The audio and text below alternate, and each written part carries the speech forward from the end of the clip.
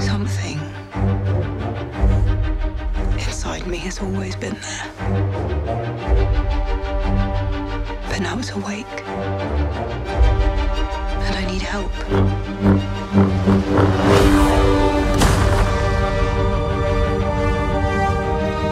I've seen this raw strength only once before. It didn't scare me enough then. It does now.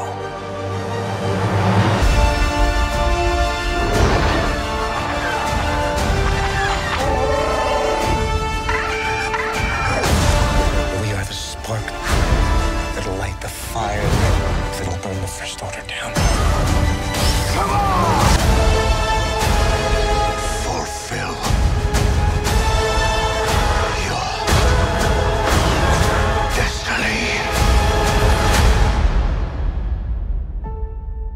I need someone to show me my place in all this.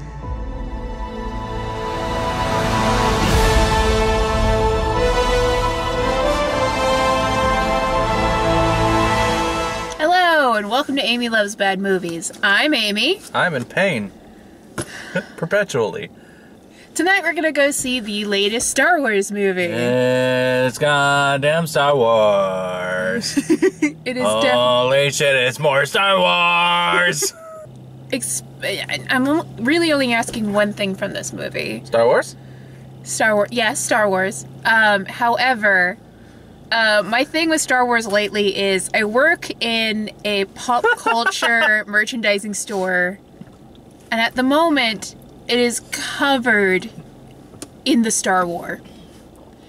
And I'm a little burnt out from it, which is sad because this is something I've loved since I was 6 years old. So that's how much the merchandising has gotten to me. It's just porgs everywhere, and Kylo Ren, and waffle makers, and just everything you could make into a Star Wars is a Star Wars. And I got a little sick of it. So the only thing I ask of this movie tonight is to reignite my passion for Star Wars. And they can do that however they want. Just make it interesting and fun, and just make me love Star Wars again, please. That's all I ask, right? It's not much to ask.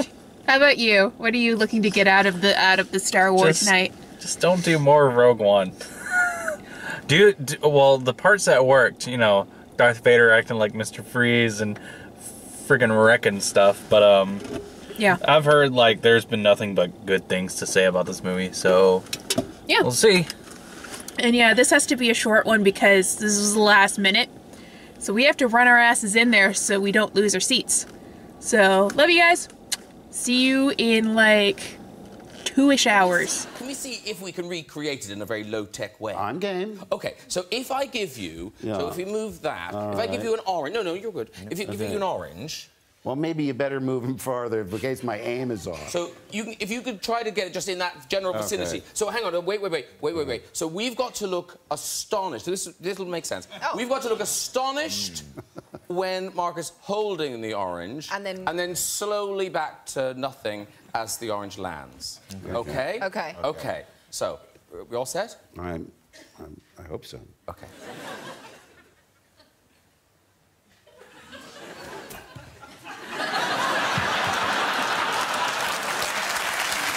I think that was good. Okay. Was that a good one? Was that good? Okay. Okay, let's watch it back. Yeah, let's watch it back. Here we go. Here we go. Okay.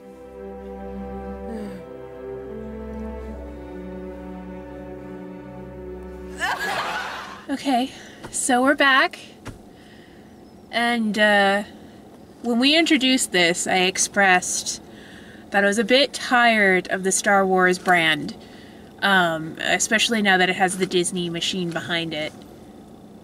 But there's something that happens when you sit your ass down in the movie theater seat and the horns blare as the Star Wars logo begins and then the crawl starts, and you're just, and especially with these movies, you're just transported into this world and into this story, and I fell in love with it all over again. They gave me exactly what I asked for, and that was a Star Wars movie. There's going to be spoilers in this, because we have some shit to discuss. Oh, do we? Yes. But yeah, I just wanted to express that there's something special about the Star Wars movies, especially with the original trilogy, that these movies seem to capture. Yeah, it was a pretty stellar film. You know, it's hard not to get a little invested whenever the the title Jumpscare happens. It does. It demands your attention. Whoever came up with that originally is a genius. This had one of the best opening sequences I've ever seen. Oh yeah, Poe Dameron. Poe Dameron, aka Wedge Antilles. I'm sorry. He's basically what I would imagine Wedge to be. From reading the Extended Universe books, which they obviously took some shit from, because, oh my god, does Rey and Kylo give me some Solo Twins vibes. In case you're wondering if this does what the, oh crap, what was the previous movie? It wasn't A New Hope, that was episode 4, right? A New Hope was episode 4. What was the last movie called? I can't remember. I just kept referring to it as episode 7. Yeah, episode 7. In case you're wondering if it does the thing where episode 7, where it kind of repeats the same beats almost verbatim. It does, but it switches. It's a reinterpretation of the scenes. Yeah. It switches around the elements and certain things. So now the battle that looks like looks an awful lot like Hoth will take place later in the film. Yeah. And have a completely different meaning behind it. Yeah. There's a lot of, and that's one of the themes of this movie, is that history is repeating. But it's repeating with a twist. It's and not like Shyamalan twist, but more like a twist in perspective. There's a bunch of new characters in this. Some of them will have more impact than others. My problem with it is they didn't feel like they belonged in Star Wars, to be honest. Yes. Are you talking about the purple-haired captain? Really? Even Rose? Even Rose. Even Rose. Rose felt more like she was from Rogue One. Yeah. A little Mary Sue-ish. She was a little Mary Sue-ish. There's nothing wrong with her. But she was also adorable. She was kind of like the fangirl who got to participate in something. That's true. But I don't know. I kind of like her. She doesn't fit in with the whole hero story character designations. But I wasn't mad she was in this film. As a matter of fact, I quite enjoyed her. What are you trying to say? I don't know. I enjoyed the film. But a lot of it didn't feel like new Star Wars to me. It felt like the old Star Wars? No, it didn't even feel like the old Star Wars. There were still new planets that were explored. And, a few new characters. There's a smattering of aliens. I was actually wishing there would be more aliens this time around. More aliens with a main character, I would think. They keep having this one alien who seems to be really good friends with Poe, but he never does anything more than shake his hand or offer a side comment. I would have liked to have had him more involved. Chewie gets pretty heavily sidelined. Yeah. R2 is an afterthought. Yeah. BB-8 does a lot of stuff that's kind of comical effect for the kids.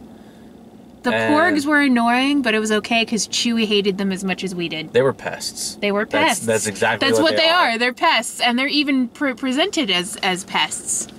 Nobody seems to enjoy their company. Yeah, there was a lot of focus on, like, new creatures, like, not sentient aliens, but, like... just creatures. Animal critters. And after a while, like, the animal critters were like, okay. Because everything... There wasn't, like, a new dangerous species, like the Sarlacc pit, or... or the Wampa, yeah. And basically every single, like, non-sentient alien life form that they ran across... was designed to be a plushie. Oh, I'm so nice! There's nothing wrong with that. It's just, like... there wasn't really a sense of, like, new and unpredictable danger. I think the focus of all the danger is with the First Order at the moment. Yeah. They're definitely, like, the evil in the universe is centered around just the First Order and Kylo. And sometimes not Kylo. But then it's like, okay, but then you think back to, like, the original trilogy, you have Boba Fett and Jabba and, like, all the extra gangsters, you know, trying to hunt down Han or something like that. They have something like that in this, where they have to go to, Finn and Rose have to go to a casino palace. And they kind of touch on there that, hey, it's not just the First Order, look at the evil here. You know, it looks pretty, it looks fun. Like, Finn at first loves this place, and then Rose points out, yeah, but if you look a little closer, you can see the slavery. And there's some kids that keep reappearing. Right, but those guys, the wealthy people and running the slavery thing doesn't really have an impact on anything on the main whatsoever. Story. No. And this movie kind of takes place within, like, a set of hours, I'd say. There's like days passed for 6 hours. Yeah, there's a thing for the where main like plot. Yeah, there's a thing where, like, days pass for Rey. Like, it kind of, her story picks up, like, right after meeting Luke. Exactly after meeting Luke. So it kind of... No, go ahead. Sorry, it kind of has this time jump between the Resistance having to deal with the First Order hot on their tail, and then basically going back in time being like, and now Rey's up to this exciting, fun stuff, and... she's hitting rocks. Yeah. Then she's exploring caves that I guess they're supposed to be like the Dagobah tree, but they don't really say anything. It's like a mirror or something. Like, I don't know, that scene was weird, but I went with it. The scene was weird, and, like, it didn't... there were no answers there. Yeah, I didn't feel like... I think one of the lines she says even, like, is... I thought there would be answers here, but there isn't. Yeah, and so there's like a sort of cool effects thing to it, but it all winds up being a wash, and the audience doesn't really learn anything from it. Yeah, we still don't really know who Rey's parents are. Kylo says that they were nobodies who just kind of left her there, who kind of traded her for drug money, essentially. I don't really believe that. Although I would love for her just to be nobody so we can just drop this ridiculous who is Rey's parents thing, because it's... greater scheme of things, I don't really care. I think Mark does a great job. Yeah. He was definitely able to, because that's one of those things actors who play roles as iconic must fear at some point, that they're going to have to step back and play that character again, and then it might not work out. Kind of like Harrison Ford and Indy in the Crystal Skull, where it just didn't quite work out, this, you know. Or Deckard in Blade Runner, or Han Solo. But he did a really... He was still very much definitely Luke Skywalker. It was Luke. It really was Luke. There was one moment where I was like, I don't think so. And that was, big spoiler, Luke tried to kill Ben Solo, apparently, for a brief second, because he sensed darkness in him, and then Kylo had a big old shit-fit tantrum, because that's what Kylo does. It's one of those storytelling scenarios where you learn a little bit of the what happened over the course of time. And like, it's from different perspectives. You're missing these details. Oh, but you're missing these details. Oh, here's the final details. I'll wrap everything up all nice and everything. Yeah. And then it works. So. It does work. And I thought I was like how it all ultimately resolved in that story, that little story, actually did reflect. You know what that reminded me of? That reminded me. You know the hand-drawn Clone Wars episode. This would have fit. That story would have fit in perfectly. In that storytelling stance, like that's what it kind of reminded me of. I don't know why, but the whole scene. They basically, in the end, what all this bullshit falls down to is.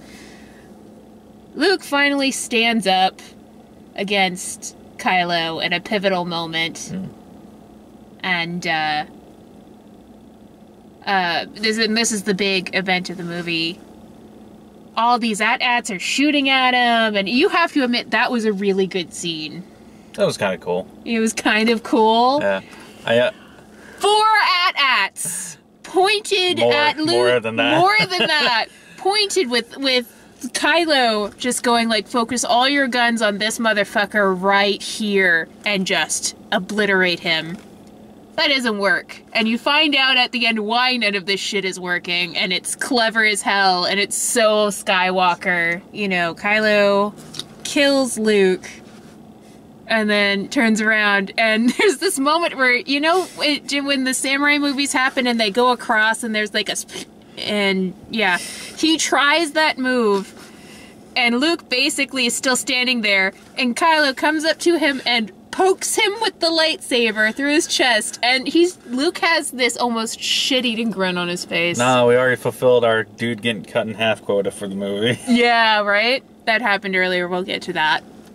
But, yeah, he pokes with the lightsaber, and that's when Kylo realizes Luke's hasn't been there the whole fight. He has been phoning it in from his little island rock. And then he just kind of like disappears, and Kylo's pissed because this has allowed the Resistance to escape. Yep. And he's fucked up again. He fails a lot. But yeah, to backtrack a little bit from that. Well, no, actually, we should probably talk about the big spoiler. Big spoiler. Luke dies in this. After that whole big battle, he just kind of fades into the Force. And it's actually a really touching and cool scene. Yeah, I liked it. Like, the Binary Suns theme is playing, and you get that behind shot where he's in silhouette, and then he just kind of fades and the ropes fall down, and it's pretty killer. Yeah. But why don't we backtrack, and I'll let you talk about the big lightsaber fight that goes on. Like, all of a sudden in the middle of the movie, it's like, there's lightsabers, there's those dudes in the Red's armor, we finally get to see them in action. I can't even say much about it. It's just a lot of choreography work, and it looked good. It looked really good. Yeah. Did you want to talk about that, or...? That's really all I have to say about it. Like, okay. I mean, it looked really good. The lightsabers getting thrown around, and the dudes have, like, all different kinds of, like, weapons. There was a freaking dude with a laser whip, and... These are the, I think it's Latarian Guards is what they're called, and I only know that because I work in a merchandise shop, and I've seen the pop figure. Yeah. You also used to have that, like, suit of armor for the... No, that was, the Imperial old Guards. Yeah. Guards, yeah, it was a different name for those. Yeah. And I actually have a theory about who those were. Basically, when you're learning about Kylo's past, you learn that he pretty much pulled an Anakin and killed all the younglings, but he did take a few with him. There's like a side note where Luke says, "Oh, and he took a few of my students with him," and I'm pretty sure those were the guards that were guarding Snoke. Well, in any case, they're dead now. Yeah, they're very dead now. Both Kylo and Rey worked together to kill them. And backtracking for that, we're just telling you the plot in reverse. We're just going to do that right now. It's hodgepodge here and there. Yeah. Like, Benicio del Toro's in this. Yeah, that was funny. He just pops up out of nowhere. His character was okay. He had a stutter. I can remember that. He was... You haven't seen Unusual Suspects, have you? Probably not. Benicio del Toro's in that, and it's like a betrayal scheme amongst criminals thing, and... You know the Kaiser Sose thing? Mm-hmm. Well, Kaiser Sose pretends to have a stutter, and this guy who betrays them actually has a stutter. Mm-hmm. I just saw the reference. I was like, yeah, you're doing the Kaiser Sose thing. Cool. What the fuck are you even thinking about? Okay, this is the one thing that did annoy me. They are just wasting having Gwendolyn Christie in their movie. Pretty much. She shows up, she does that one pose with the gun, and she marches really well, and she looks great in that suit of armor, but she does fuck all. Like, she could be a really good recurring villain. She could. She could be like... Well, no, actually, she is the Boba Fett. Looks really cool, does nothing. But yeah, Finn gets to kick her ass, and that's nice. Finn has a kind of romance with Rose. I don't know. It comes out of nowhere for me. Yeah, I'm not... I think it came out of nowhere for Finn, too, because he didn't seem too into that kiss. It's just one of those. I mean, they happen in movies. I understand. I thought for sure they were going to kill her after that kiss. I was like, she kissed him and now she dies, and now she's with her sister. Because, by the way, the wonderful opening sequence sets up her character arc. Her sister gets blown up because Poe Dameron was an idiot. Well, bad luck and a lot of bad spacing. Seriously, guys, if you have explosives on your ship, don't sit that close to each other. They look like bombs too. Didn't you notice that? They were like little round and they had one little red light at the top. The whole thing, it was like a whole thing of Jerry's. Oh my god, I just remembered the fucking evil BB-8. Oh god, yes, the BB-9E. Little tattletale. It's just this little whiny snitch bitch. And BB-8... I don't know how BB-8 got out of... I don't know. BB-8 teleports a lot. Yeah, BB-8 gets out a lot of shit. She just shows up places. The one time I laughed at it, though, was when she took over an AT-AT.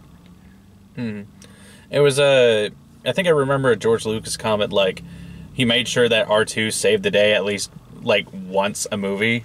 BB-8 saves the day once a scene. Yeah, it gets a little ridiculous. It does. And again, like, R2 shows up once, twice, 3 times. Yeah. C-3PO shows up to be told to shut up. I think the only person who's nice to C-3PO in this movie is Luke, and all he does is wink at him on the way out to die. Hey, buddy. Right? Master Luke. Yeah, I do think Mark Hamill is probably the best thing about this. Yeah. Rey's a close second. I think Daisy's doing a really good job with Rey. Yeah. Finn did really good. Yeah. I like. And Adam Driver, I really like him as Kylo. Like, I think he tapped into the fact that he knows that Kylo is this whiny child who's just, and one of the characters even calls him just a child with a mask, which, by the way, you won't see that Kylo Ren mask anymore. He fucking destroyed that shit. He punched it into the wall during another tantrum. It was just starting to grow on me. It was just starting to grow on you? Are you serious? No. There was one thing I liked about him, his look, that they just kind of changed immediately. He had this really cool sort of metal weave band on his face and on the trailers, and I was like, that's actually kind of cool. And then they stitch it up. And they stitch it up in, like, the next scene, and it just looks like a normal facial scar, and I'm like, there's nothing sci-fi about that. But to be honest, all this stuff is just nitpicking. While I was watching it, I was having a good time. Oh, yeah, like, the movie's good. Yeah. I mean, you could go back to the original trilogy and nitpick it just as much. Mm-hmm. So, yeah. If you like the Star Wars, you will enjoy the Star Wars. Go figure. Alright. Trailers. Trying to remember what they were. There was Rampage. That still looks kind of dumb. Avengers Infinity War. Ah, that one, though. people doing things in places, the trailer. And you laughed at Thanos. Thanos still looks weird. Why'd they change him? Like, I get maybe wanting to change a character look a little bit because he might look a little ridiculous. He needs the helmet. He looks like a California raisin without it. Yeah, nope. He still looks ridiculous. Yeah. Maybe even more so now. Battle Angel. Battle Angel, Could be okay. There's a new Wrinkle in Time trailer. yes. The Wrinkle in Time trailer looks fantastic, Yeah. but to get back to Battle Angel, Sorry. I'm still not over the Uncanny Valley thing. I think I'm getting more used to it, and as I'm getting more used to it, it's okay. Yeah, I think that's a point because she is an android. Yeah. That thing. She is so maybe I don't know. This is a Rodriguez thing, the guy behind Sin City and whatnot. Oh boy. So it could either be really good or Death Note. Shark Boy, Lava Girl. Shark Boy and Lava Girl. Death Note. I don't think he had anything to do with Death Note on Netflix. They're both anime adaptations. Oh, okay. That's where you were going with that. Yeah. Okay. Like, it could be good or it could be Death Note. From now on, if an anime adaptation is horrendous, I'm calling it Death Note. Because they earned that shit. And then, like you said, A Wrinkle in Time. Mm-hmm. That looks so good. It looks so good. It might also be a little overstuffed. There was a lot of stuff in that trailer. Definitely, probably a little... The book itself has a lot of shit in it. Like, every few seconds there was like a new shot, and it's like, oh, new stuff, new stuff, new stuff, new stuff, new stuff, new stuff. I'm like, okay. But you know what it feels like to me? It feels like an American version of a Harry Potter movie. And that could be good. And I'm not speaking like Fantastic Beasts. I mean like a magical child thing going on an adventure and having people follow them. I was just about to say. I know you wasn't Harry Potter were. an American production anyway? Because WB or whatever. Anywho. Well, the other thing I could have gone with is, this is Harry Potter for girls, but I'm not going to fucking say that. I thought Harry Potter was for girls. It is. Harry Potter's for everyone. But there are going to be a lot of stupid people who say that, which is why I was trying to avoid the comment. But it is nice to have a female-centered sci-fi story that isn't about horrifying things. I wonder how soon the little child gets disappeared. Right? Because he's not, like, in a lot of it. He's in, like, maybe a quarter of the trailer, and then just... if I'm remembering the book correctly, he does kind of poof at one point. They get him back. Yeah. But he does poof for a good part of the book. Are you prepared for child torture? Anyway. That's a thing that happens in the book. And this is a Disney movie. I don't know how they're going to handle that. Well. Yeah. Okay. So I don't know what we'll be back with next. I'm not sure what comes out next. I want to see The Shape of Water, but it's not playing anywhere near here. I don't understand. That looks amazing. And I can't find it locally. And that's pissing me off. Yeah, anyway. Battery's dying. Go see Star Wars. If you like Star Wars, you're gonna like this one. Alright? Bye, guys. Bye.